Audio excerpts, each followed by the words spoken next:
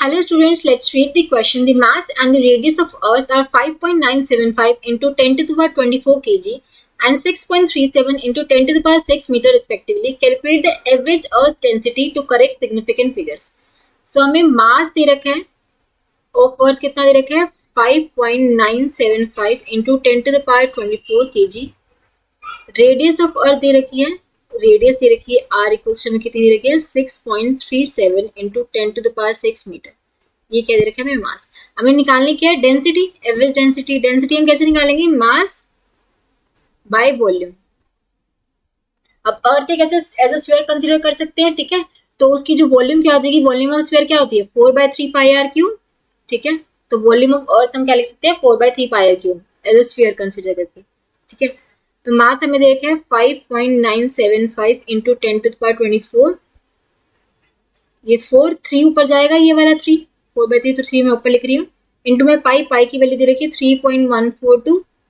Are की value कितनी दे रखी है 6.37 इंटू 10 टू द पावर 6 का क्यूब, ठीक है. तो ये आ जाएगा 5.975 इंटू में 3, 4 इंटू में 3.142, 6.37 इंटू इसकी क्यूब इंटू में यहाँ पे क्या 10 की पावर 18 आएगा और यहाँ ऊपर क्या था 10 की पावर 24 था.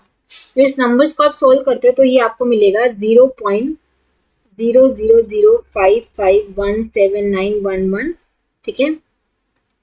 और ये पावर से मिलेगा 10 की पावर 6, ठीक है. ये आगे भी कुछ पॉइंट्स तक आएंगे पर इतना आगे तक हमें जाने की जरूरत नहीं है, ठीक है. 110503 कुछ आगे तक भी आएगा और यहाँ पावर में क्या हो जाएगा 10 की पावर 6.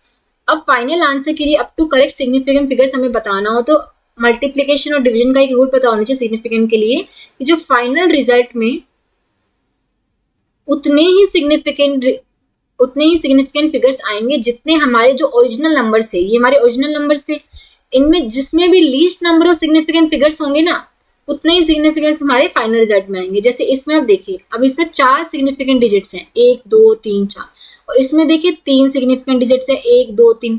तो इन दोनों में से लीस्ट किसमें, रेडियस वाले नंबर में कितने हैं 3. तो 3 ही हमारे फाइनल रिजल्ट में होंगे.